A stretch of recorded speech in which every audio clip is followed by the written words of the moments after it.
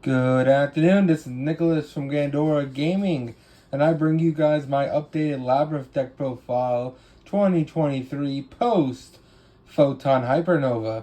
We just got big welcome Labyrinth to our deck, and I'm super happy to show off this deck because out of all the decks, when it comes to trap decks in the meta, it looks like this is the one that's going to poise to take a top slot going into the new format.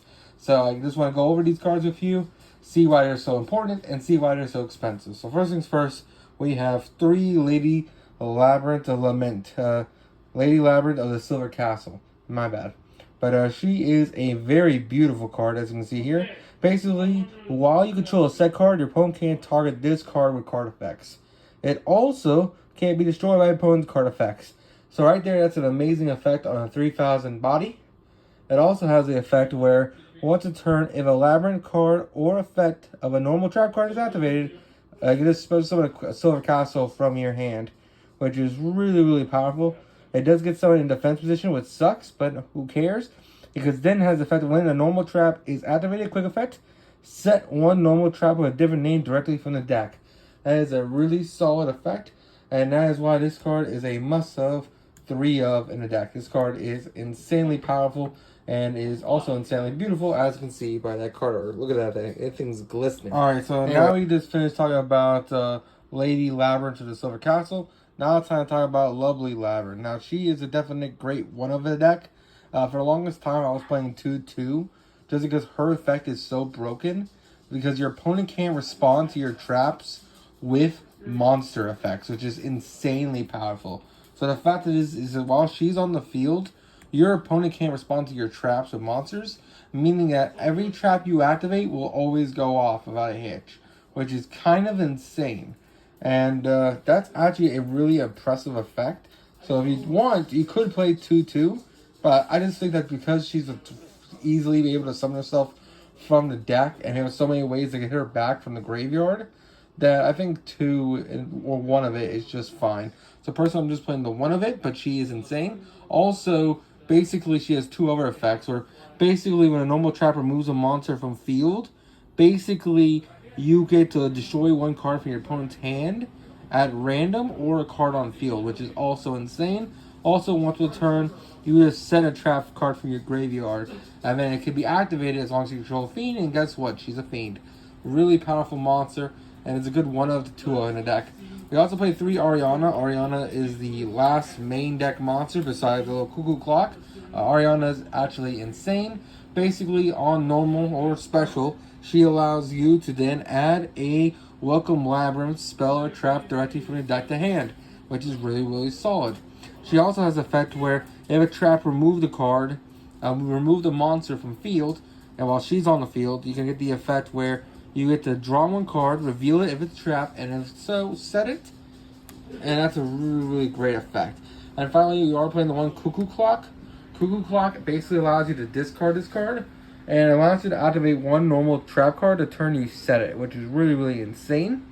And then also has the effect of return itself from your graveyard, and if you do, return this card, add this card to hand, or special summon it. We're always adding this to hand, allowing us to just get our traps activated way quicker, which is really insane because we have cards that we can set during our opponent's turn, activate this Cuckoo Clock, activate it, and as if they're that turn, and while she's on the field, they can't respond. Really insane deck. It gets all your advantage going. Must have 1 of in the deck. And that is it for the monsters. I can see we are playing 9 in total. Really, so actually 8 in total. I think there's 1, 2, 3, 4, 5, 6, 7, 8. 8 monsters in total, and that is all you need. We also play 3 Pot of Extravagance because, hey, our extra deck really does not matter. You can literally fill up your extra deck with anything. And to make this deck as budget as possible, we're not even going to play an extra deck. You just put like random fusion cards or whatever.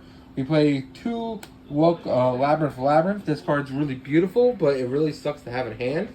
Basically, it does nothing, but when you activate 1 of your Welcome Labyrinth traps and it resolves, it basically turns it to a resolution effect that allows you to also pop a card, which is really solid, and that is why it's a good 2 of in the deck, if not a 1 of. But overall, it's not that important, because on activation, this thing's just stuck in your hand. It is a brick, because without any traps, it isn't really doing anything. Now, I do think Temple of the Kings is a solid 2 of a deck. I almost want to bump this card up to 3 and play 1 Labyrinth. But at the same time, I don't know. Temple of the King basically allows you to activate one of your set traps to turn it set, which is really, really insane. Because not only do you have the ability to set cards on your opponent's turn, but you also have the ability to set cards on our turn. So, turn 1, we can set a trap. While we have Temple of the Kings on the field, and we can just activate it once. And that's actually pretty solid, especially when it comes to our Welcome Labyrinths. So, Welcome Labyrinths, if you don't know, are just insanely powerful cards. The whole deck revolves around the Welcome Labyrinths. And these are must-haves. This card jumped up to $40. Thank God I bought mine for like 10 or 15 each. Now these things I get $40, which is insane. And let's just go over this card. So, special summon 1 Labyrinth monster from your deck. Also, until the end of the turn, after this card resolves, you can't special summon but Fiend monsters. If this card leaves the field while the card is in the graveyard, except the turn it will set there, you can set it. So basically, when you do a removal spell, and this card's been sitting in the graveyard, it just resets itself, which is really solid. And special summons a Labyrinth for the deck, which is really fantastic. So now we're done with Welcome Labyrinth. We gotta talk about Big Welcome Labyrinth. Big Welcome Labyrinth is a must-have 3 of the deck. This card's insane for the consistency of this deck. The fact that it can special summon any Labyrinth card from hand, deck, or graveyard helps you dodge the Bestials so well. Not to mention, it has a great effect where basically it allows you to bounce a monster you control or a card your opponent controls to banish this card and add it back to hand. This card is really insane on getting your big guys onto the field, and overall is a must-have 3 of the deck. We also have 2 Dogmatic Punishments, because punishment is great for removal. I guess you can play Entis targets. That's the only part of the extra that kind of matters. You can send Entis and like wind up Wing Pegasus and things like that, just to help remove your opponent's cards. We also play 2 Terrors of the Underroot, because Terrors of the Underroot, it says, hey, target 1 card in your opponent's graveyard and 1 card they control, and then you switch them. So that card you targeted on field goes to the grave, and the other one gets summoned onto the field, either as summoned in defense, and face out defense, or if it's a spell or trap, gets set. Really solid card. Play 2 Compulse, because Compulse is fantastic. 2 Archfiend's Ghastly Glitch. This probably should be taken out for another trap. I still really like it just because it is removal in a cool way. If you control a Fiend, target 1 card field, destroy it, and then send a Fiend monster from your deck to grave, which is really cool. Gets these guys in grave, allowing you to access them faster. But if you want, you can probably take this card out because the Foolish Burial effect doesn't really come up as much anymore. Probably play like Dino Mishis or Ice Dragon's Prison. This should probably be Ice Dragon's Prison, to be honest. Then we have 2 Direction Drama Karma. These are Darkling Blast Ultras. Basically, this card helps you remove towers. So if you go against Agnister, which Mathmech is a huge deck this coming format, I highly recommend playing these 2 because they may play the Agnister version. And if they do, stopping them from sending their towers to grave is really solid. We're also playing 2 Waybridge. Now, Waybridge is another new card. Basically says if your opponent controls more monsters than you do, then you make them send monsters they control until they have 1. Really great card. It's a 1-sided torrential tribute, but it does leave them with 1 monster. So usually when they're spanning the board with little guys and they're about to make it to a really powerful Synchro or XYZ or Link, you just go activate Waybridge, send the rest away, and do your thing. We also have the torrential tributes because hey, that's still removal. The 2-dimensional barrier because hey, calling that gets XYZs and Links and Synchro. Oh, you can't do Links. XYZs and Synchros is still solid. 2 Trap Trick because Trap Trick can get any of these guys, which is solid.